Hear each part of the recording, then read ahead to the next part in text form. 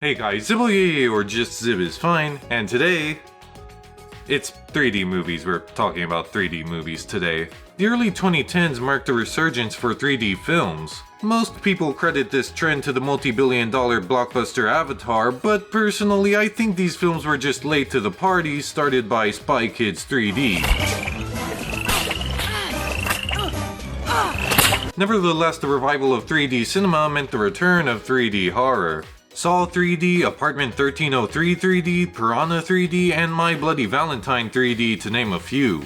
This was not isolated to the West though. Japan had their screen-piercing scares too with Sadako 3D, Sadako 3D 2, Scary Stories 3D, Shock Labyrinth 3D, and Tormented 3D. The latter two we'll be covering today. I'm covering both in this video for several reasons, namely their 3D gimmick, scary rabbits, and director Takashi Shimizu. The name shouldn't be too unfamiliar with J-horror fans. Shimizu is most famous for directing Ju-on as well as its American adaptation, The Grudge. I love Ju-on too, and even if I enjoy his other films at varying degrees, I'm usually a fan of his horror. So, does this 3D rabbit pseudo-duology hold up? Let's find out, starting with Shock Labyrinth 3D. The story follows Ken reuniting with childhood companions Motoki and Ren. However, they receive a surprise visit from Yuki, their friend who had been missing for 10 years. After Yuki sustains an injury, the group takes her to a hospital where their long-repressed memories reawaken. Their only hope to survive is to escape. A notable aspect of this film's release is its inclusion of an English dub. It's not amazing, but it's alright. After we were separated, I just kept calling out your names. I thought that you guys would come and save me, so I kept calling and calling. Almost none of my J-horror movies have an English dub, so I find it special. The option makes the film more accessible to English viewers and can spice up a second viewing. The story is serviceable, but it hit the right marks for me. The confined haunted hallways reminded me of Corpse Party. There's also some time travel thrown in the mix, which I'm a fan of. Within the hospital exists a time wrap where present coexists with past. In other words, Ken and his friends interact and influence their child selves when they had first entered the labyrinth. Time travel stories can be hard to manage because of the concept's difficulty to grasp. However, the movie's timeline is coherent with setups and payoffs that add up. あの日、俺逃げ出す時、変な大人に捕まりそうになって。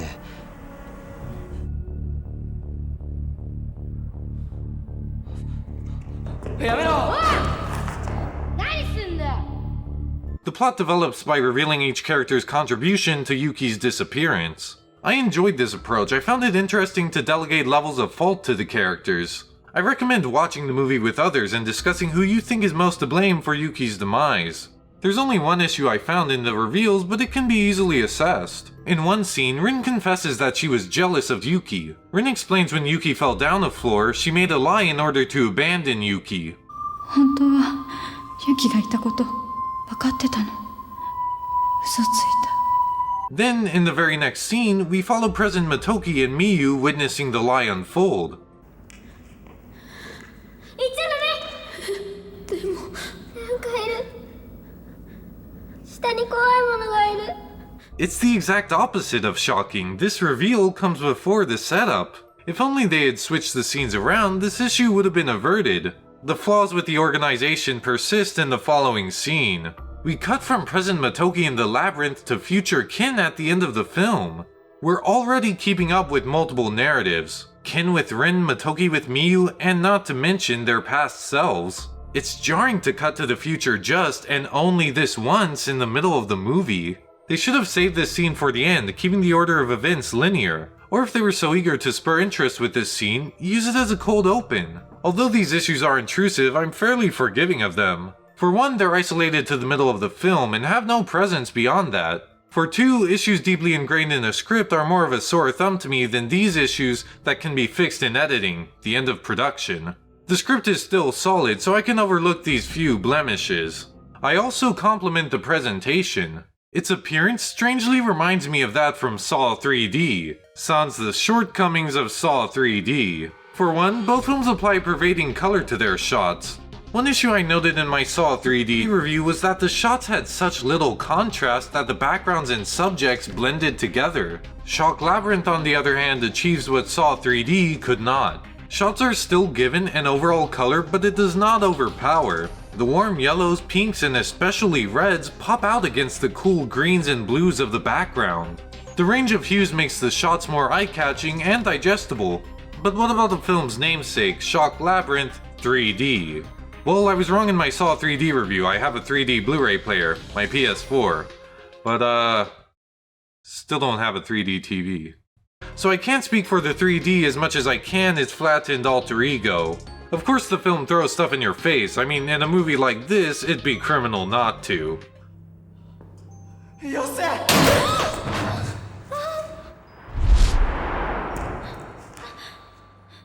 But the 3D in this movie isn't so obtrusive to a 2D viewing. Take this scene.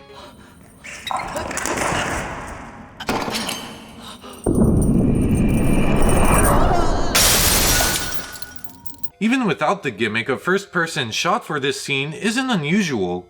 I also have to mention this shot of the fallen Yuki. You have Miyu in the foreground, the spiral staircase in the midground, and Yuki in the background. 3 different layerings. It's a visually intriguing and unique use of spacing. I can see its 3D appeal. Yet these shots are dynamic enough that their appeal isn't lost alongside depth. While the 3D seemed fun, watching in 2D wasn't a hindrance. But it is a horror film, so what about its horror? Well, I'll quickly note one scene I couldn't keep a straight face through. It's when Yuki's spirit repeatedly falls onto Motoki's face. Or maybe it'd be more accurate to say Motoki repeatedly makes himself a target. He never thinks to get out of the way, it's like a Looney Tunes cartoon.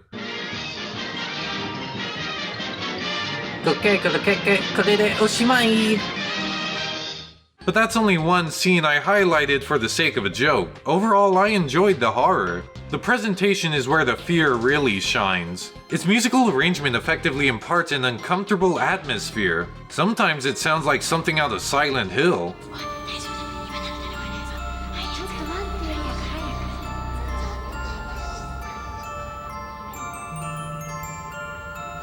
I especially love the visuals. The film has an abundance of creepy, unique imagery, none of which are redundant.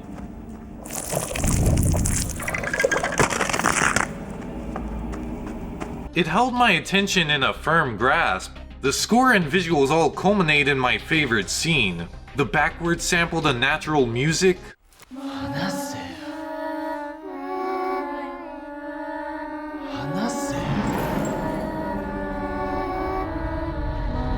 Yuki's crazy entrance.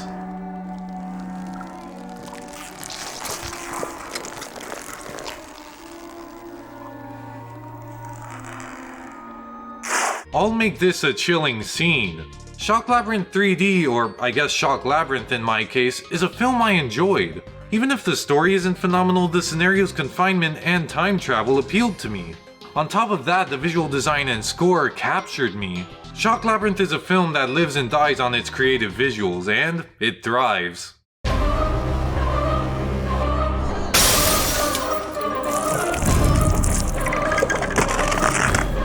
私ここ見たことある。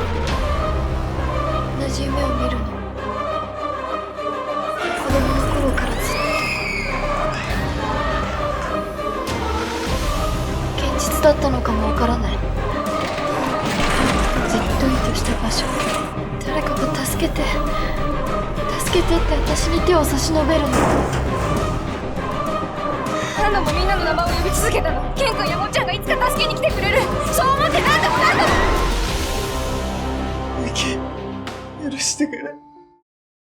2 years later, Takashi Shimizu would return to the third dimension with Tormented 3D. Once again, the film features rabbits, horror, and 3D. So much so that in Japan, the film is called Rabbit Horror 3D. A bit on the nose, but that's why it makes me smile.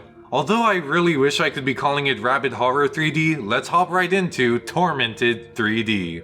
We follow Kiriko, a girl turned mute when her half-brother Daigo mercy kills a rabbit. Kiriko and Daigo find themselves haunted by a mysterious rabbit whose identity may be more familiar than they think. Kiriko must save her brother and rid her family of this haunting. Sadly, unlike Shock Labyrinth, Tormented is not English dubbed. Not an issue for me as I opt to read subtitles, but it's unfortunate for those who have an easier time listening in their native language. Once again, I couldn't view the film in 3D, but I didn't feel like I was missing much. The coolest moment is when the characters watch Shock Labyrinth 3D.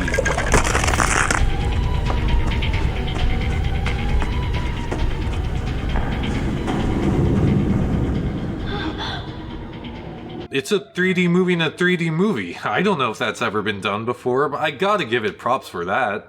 For the most part though, the 3D is barely utilized. Almost nothing flies at the audience, but in very few moments.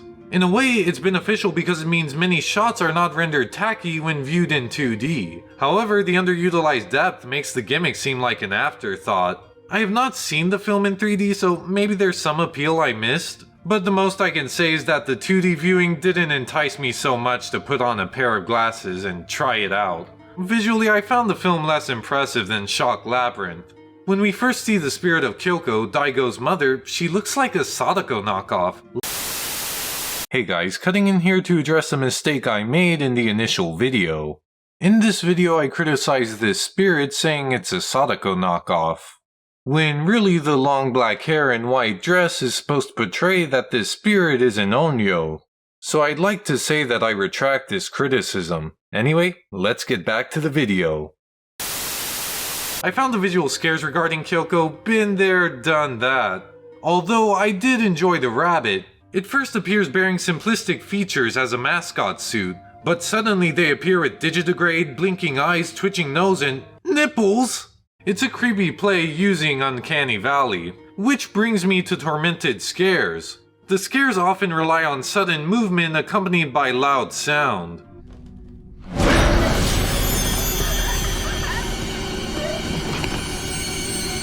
The film's horror is fast-paced, it's more along the lines of a thriller, and not a bad one as its scenes are able to provide an adrenaline kick. The story is hit and miss. At first I appreciated the allusion to Shock Labyrinth. Seeing the movie I just watched as, well, just a movie, added a surreality to the film. However, Shock Labyrinth's inclusion is somehow more than a reference while being nothing but. Shock Labyrinth feels very important. The bunny plush that incites the haunting is from Shock Labyrinth 3D. Kiriko and Daigo try to get rid of it by returning it to Shock Labyrinth 3D. The building, although referred to as a hospital in this film, returns. It's located at an amusement park, just like the Shock Labyrinth. The buildings from both are architecturally similar. Nearly all the rooms are a structural copy of that in Shock Labyrinth. It practically is the Shock Labyrinth. However, Shock Labyrinth's only plot necessity is as a 3D movie with a bunny. At most, its use is a neat reference. The hospital sharing location and appearance with Shock Labyrinth is superfluous. None of the characters draw the parallel between the hospital and Shock Labyrinth. The basis of the hospital's importance is as Kyoko's death place. If all this location need be is a hospital, why bear such strong ties with Shock Labyrinth? The pseudo-return of Shock Labyrinth seemed to me like the result of reusing a set to save money. But because of it, there is a misleadingly strong connection with Shock Labyrinth that is non-existent in the plot.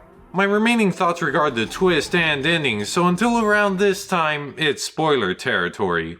The twist reveals Daigo never existed. The killed rabbit was all an allegorical machination of Kiriko's mind. After the death of her birth mother, Kiriko had trouble accepting her father dating another woman like Kyoko. An overreaction at an amusement park resulted in Kiriko killing Kyoko along with her unborn son, Daigo. This was an effective twist. I enjoyed the flipped perspective it gave to Kiriko's father, Kohei. Initially, Kiriko's father seems neglectful and unlikable. He always forgets Daigo's birthday. 大吾の誕生日なんて忘れているに違いない。 And he loses it at Kiriko's concern towards Daigo, threatening to hospitalize her. モンストロが過ぎるんだよ。これ以上言い張るんだったらさ、病院に連れてくしかないだろ。 But upon realizing Daigo's just a delusion, Kohei's actions are sensible. The twist transforms this character from neglectful jerk to concerned father. There are a few issues I have with the twist though. Quite a few scenes follow Daigo alone while Kiriko is asleep. But how can these scenes centered around Daigo exist, isolated from the girl imagining them? I suppose you can argue these are her dreams? It's an iffy excuse, but I can accept it. My other issue regards Kyoko'S Spirit. So this is just an extension of Kiriko's delirium, right? Wrong. We see Kyoko'S Spirit in a scene following Kohei. The narrative in this scene is completely detached from Kiriko and thus her delusion. This supports the idea that Kyoko's haunting is real.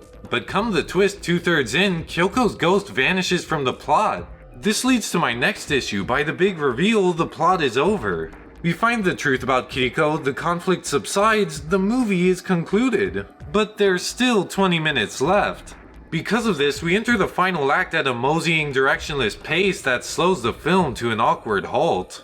For the sake of direction, the film has to invent a new conflict. This conflict centers around Daigo. Kohei begins hallucinating Daigo. Daigo leads Kohei to the abandoned hospital where Kiriko must rescue her father. Daigo's goal is to be born. New antagonist, new motive, new conflict, it's practically a new movie. This hard shift in gears leaves the movie unfocused. It's a shame because I love the latter third's conflict. Daigo is a great villain. He's unexpected, he has a personal relationship with the protagonist, and holds unique motives. I also love the ending, even if it confused me at first. Kiriko faces Daigo, confronted with a decision. Will she kill her unborn brother? She decides to stab Daigo, but in reality stabs herself. In my first viewing, I was taken aback. What, did Daigo pull a reverse card? But I was able to grasp it better on my second watch. Daigo says, in this scenario, this holds true. The plush rabbit represents Daigo. In her false memory of Kyoko's death, Kiriko walks away carrying an infant Daigo. Come the truth, we see Kiriko was in reality holding the stuffed rabbit. Thus his assertion as Kiriko's person when holding the toy rabbit. Hence why stabbing Daigo is, in actuality, stabbing herself. I enjoyed the strong use of symbols as the basis for this ending. I admire a film that requests an understanding of its story beyond a surface level comprehension from its audience.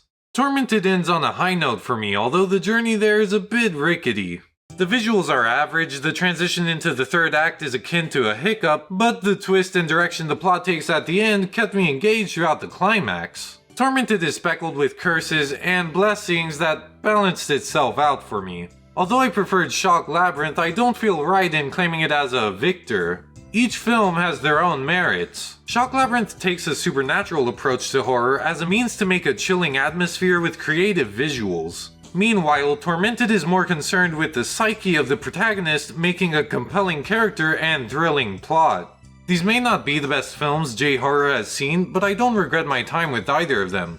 In fact, I enjoyed both of them for what they were. I've been Zibboyeye, or just Zib is fine, and thank you for watching.